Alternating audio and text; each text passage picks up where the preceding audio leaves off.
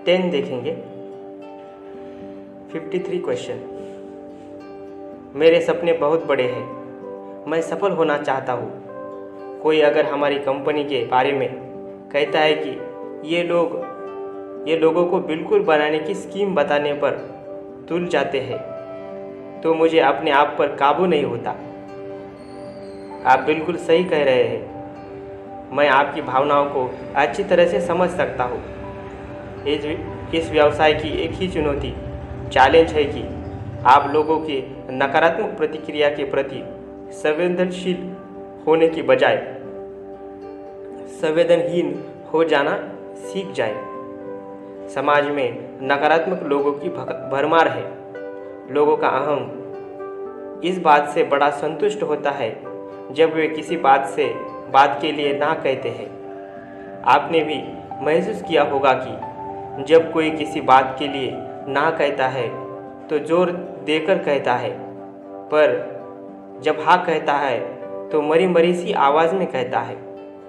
यह मनोवैज्ञानिक तथ्य है। दरअसल ना कहते वक्त आदमी ये सोचता है कि वो भी कुछ चीज़ है जो उसे ना कहने से संतुष्टि मिलती है। अंततः ना कहने पर वो तो विजेता का अनुभव करता है, पर ना सुनने वाला पराजित अनुभव करता है। यह पराजय का अनुभव बहुत से लोगों को इस बिजनेस में आने से रोक देता है, क्या बिजनेस से भागने को मजबूर कर देता है। पर पराजय का यह अनुभव धोखा है। वस्तुतः पराजय या निराशा जैसी कोई बात इसमें है ही नहीं। ये कि सब कुछ आपके हिसाब से ही चलेगा तो आप खुश होंगे। ऐसा तो हो ही नहीं सकता कि लोग अपना निर्णय आपकी योजना के अनुसार लें। आपको ये सीखना पड़ेगा कि माहौल को अपने हिसाब से ढालना असंभव है, पर माहौल के हिसाब से अपने को ढाल लेना बहुत आसान है। अंततः आप फंक्शन में समय पर आ जाएं, ताकि आपको यह एहसास होता रहे कि जो आपके साथ हो रहा है वह अनोखा नहीं है, और जो लोग सफल हुए हैं वे सभी इसी रास्ते से गुजरे हैं, क्योंकि आपके साथ भी वही हो रहा है जो सफल लोगों के साथ होता है। अंततः आप ये निष्कर्ष ले सकते हैं कि आप भी सफलता की राह पर हैं। फंक्शन में जाने से, कैसेट सुनने से तथा किताबें पढ़ने से आपको वो अतिरिक्त ऊर्जा मिलती रहती है जो इस बिजनेस को चलाती है। अंततः जब भी आपको उत्साह और ऊर्जा की कमी महसूस हो, तब आपको फंक्शन में जाना है, कैसेट सुनना है और किताबें पढ़ना है। और जैसे आपने बताया, आपके सपने बड़े हैं, जो बहुत अच्छी बात है, लेकिन हमें यह भी समझना चाहिए सपने देखने वाले 4 प्रकार के होते हैं। पहले, ये अपने सपने को पूरा करने के लिए कुछ भी हाथ पैर नहीं हिलाते। वे मरे हुए लोग होते हैं, इनका अंतिम संस्कार होना बाकी है। आगे ये कुएं में गिर जाए तो ये बिना हाथ पैर हिलाए और बिना चिल्लाए ही मर जाएंगे। ये संख्या में 40% होते हैं। दूसरे, कुछ लोग सपने तो देखते हैं, पर अपने दम पर कभी भी उनको पूरा करने का प्रयास नहीं करते। ये दूसरों की तारीफ कर यह सुकून हासिल करते हैं कि अगर हम भी उसकी जगह होते तो वैसे ही सफल हो सकते थे। वे अनुयायी होते हैं और संतुष्टि सदा सुखी का पहाड़ पड़ते देखे जाते हैं। ये स्वभावतः आलसी और डरपोक होते हैं, पर अपने आलस्य को संतोष का नाम देते हैं और अपने डर को समय की कमी के बहाने छुपाने में माहिर होते हैं। अगर ये कुएं में गिर जाए तो ये हाथ पांव मारेंगे और चिल्लाएंगे, और अगर बच गए तो ये भले ही प्यासे मर जाएंगे, पर जिंदगी भर कुएं के पास न फटकेंगे और अपने आसपास के सभी लोगों को कुएं से दूर रहने की सलाह देंगे। ये करीब 30% होते हैं। 3, कुछ लोग सपने देखते हैं और उसका पीछा करते हैं। ये योजनाबद्ध तरीके से काम करते हैं और सपने साकार करने की कीमत चुकाते हैं। ये सफल लोग हैं। ये स्वस्थ एवं प्रसन्नचित्त रहते हैं। ये हर अवसर को और चुनौती का उपयोग अपने हित में करने में माहिर होते हैं। अगर ये कुएं में गिर जाए तो ये हाथ पांव मारेंगे और चिल्ला चिल्ला कर साबुन मांगेंगे और साबुन मिलने पर वहाँ से नहाकर निकलेंगे। ये लगभग 20% की तादाद में पाए जाते हैं। चौथे, कुछ लोग सपने देखते हैं, उनका पीछा करते हैं और यही सपना देखने में दूसरों की मदद करते हैं। ये लीडर्स हैं। ये लगभग 10% की तादाद में मिलते हैं, पर अगर आपको कभी मिल जाए तो इनकी संगत फायदेमंद होती है। अगर ये कुएं में गिर जाए तो वे हाथ पांव मारेंगे और चिल्ला चिल्ला कर साबुन मांगेंगे। साबुन मिलने पर वहाँ से नहाकर निकलेंगे और कुएं के चारों तरफ दीवार बनवाने में जुट जाएंगे ताकि कोई दूसरा उसमें न गिरे।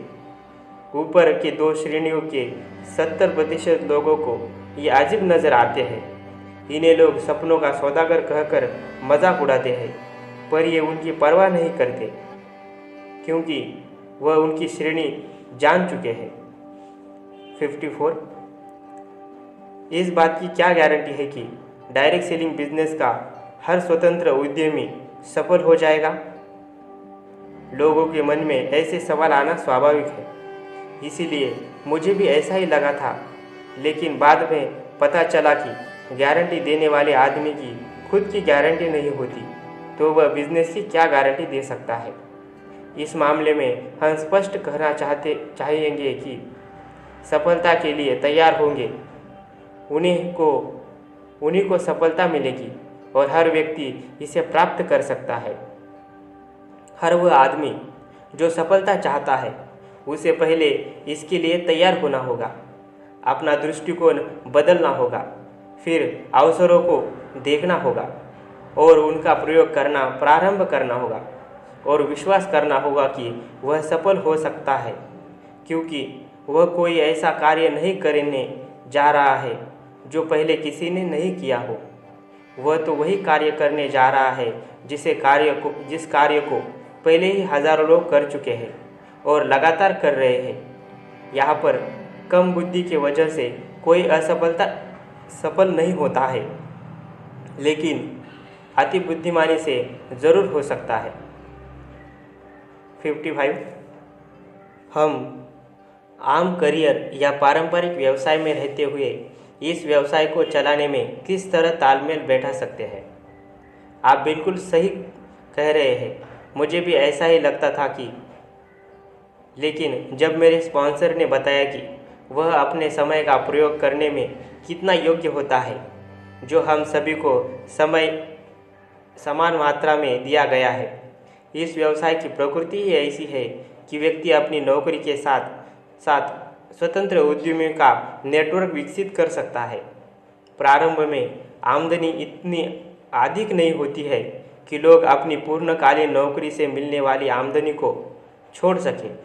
हालांकि कई बार ऐसा भी होता है, लेकिन आमतौर पर पहले महीने में नहीं होता। नेटवर्क के विकास की प्रारंभिक अवस्था में यह व्यवसाय अक्सर अतिरिक्त आय का स्रोत होता है, जिसमें आगे चलकर बहुत बड़े असीमित लाभ की संभावनाएं होती है।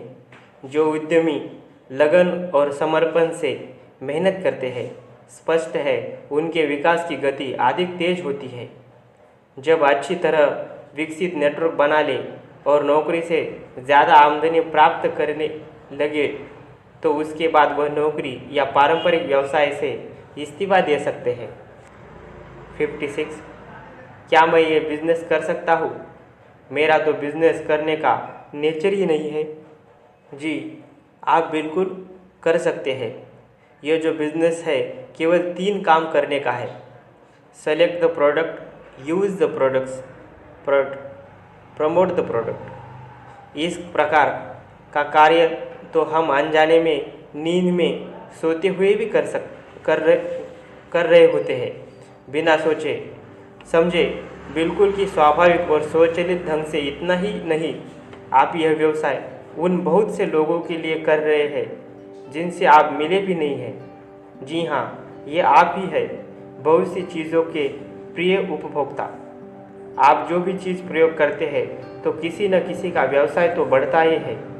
हम सोते समय पलंग, चादर, पाजामे का प्रयोग करते हैं तो किसी न किसी का व्यवसाय बढ़ता ही है। सुबह उठने से लेकर सोने तक हम ढेर सारे प्रोडक्ट्स प्रयोग करके किसी न किसी का बिजनेस बढ़ा रहे हैं। जब अनजाने में हम दूसरों का बिजनेस बढ़ाते हैं तो क्यों न खुद का बिजनेस भी बढ़ाया जाए।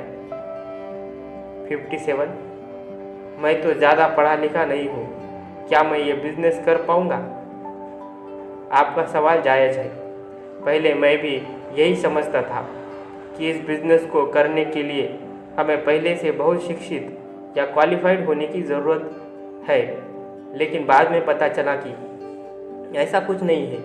यह साधारणतः 8वीं 10वीं क्लास पढ़े व्यक्ति से लेकर PhD तक सभी लोग आसानी से कर सकते हैं, बस केवल इच्छा शक्ति होनी चाहिए।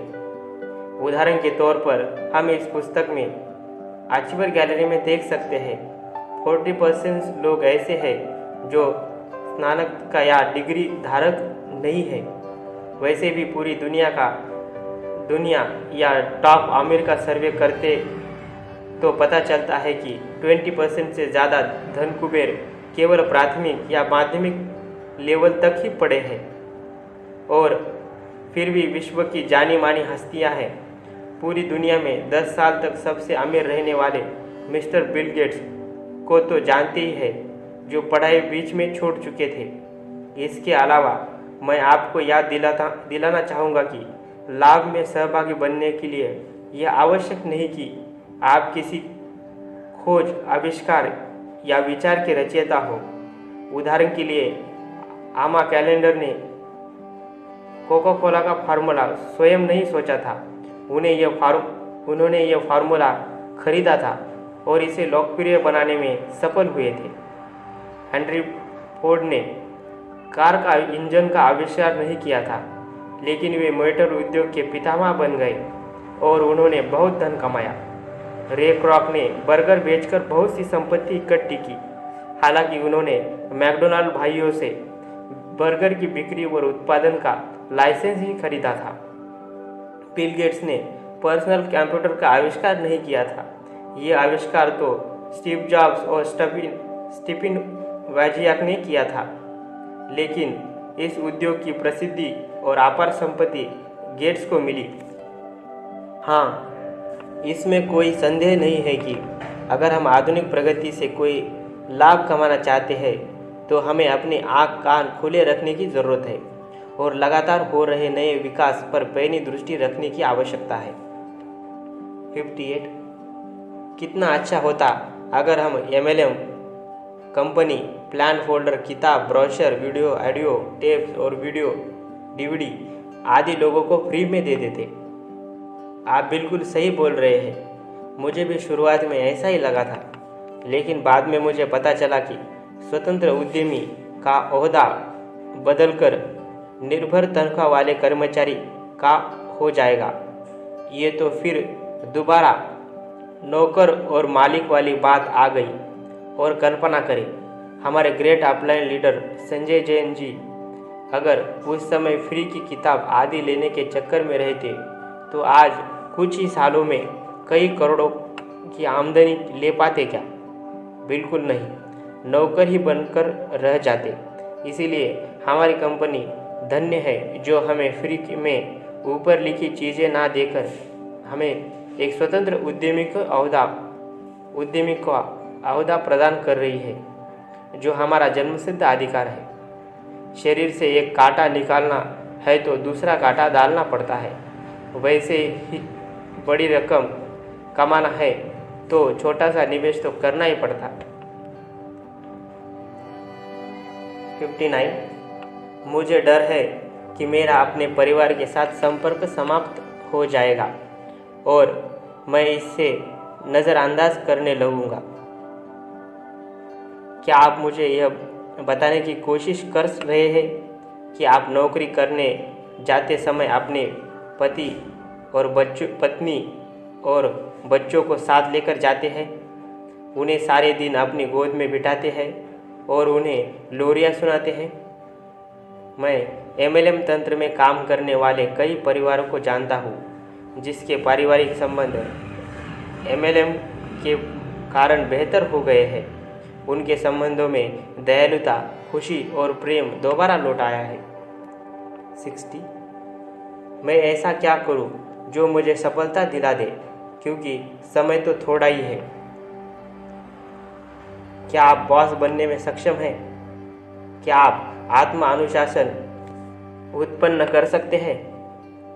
क्या आप नेटवर्क में अपने काम संबंधी सभी निर्णयों और कार्यों में दृढ़ हो सकते हैं? यदि जवाब हाँ है तो बहुत बढ़िया है, यह व्यवसाय आपके लिए ही है। लेकिन सचमुच अपना बॉस बनना इतना आसान नहीं है। जीवन भर किसी ने हमेशा आपके लिए निर्णय लिए हैं और जिम्मेदारी ली है। सबसे पहले तो वे आपके माता पिता थे, बाद में आपके शिक्षक, फिर आपके बॉस और फिर ससुराल वाले, और अब अचानक आपको सारा बोझ स्वयं उठाना होगा। और हाँ, क्योंकि यह आपका जीवन है। आपने अपना व्यवसाय प्रारंभ करने के बारे में क्यों सोचा? या स्वतंत्र बनने के लिए अपने निर्णय लेने होंगे और खुद से समय का प्रबंध करना सीखना होगा। समय ऐसा धन है जो हम सभी के पास समान मात्रा में होता है। किसी के पास अधिक लंबा दिन, सप्ताह या साल नहीं होता है। कुछ लोग धन की तरह समय को बर्बाद करते हैं, जबकि कुछ लोग उस समय का इस्तेमाल करके आम से खास आदमी बन जाते हैं। इस उदाहरण के माध्यम से हम देख सकते हैं, माना हम 5 दिन एक हफ्ते के अनुसार नौकरी करते हैं। 5 दिन के 24 घंटे के हिसाब से 120 घंटे होते हैं। माना हम 5 दिन 8 घंटे नौकरी करते हैं, यानी 40 घंटे। हर दिन आने जाने तथा भोजन आदि में 4 घंटे समय लगता है। 5 दिन का 20 घंटे।